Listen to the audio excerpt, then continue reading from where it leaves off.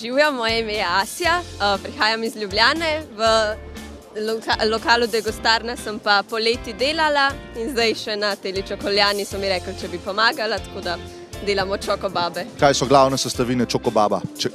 Najprej je palačinka, ki je na pol vafel, na pol palačinka, potem se noter nastrga to čokolado, ki je kebab, smetana, razni prelivi, lešniki, piškotki zdrobljeni. A lahko opišeš postopek?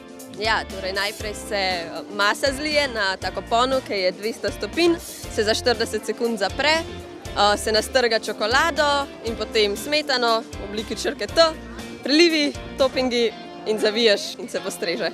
Kaj bi ti dala, če bi lahko dala karkoli v čokolado, kaj bi dala v čokolado? Jaz bi jedla čokolado z sadjem, piškotki, bombončki, vse, kar se da v bistvu, samo ne slanine, mesa, zelenjava.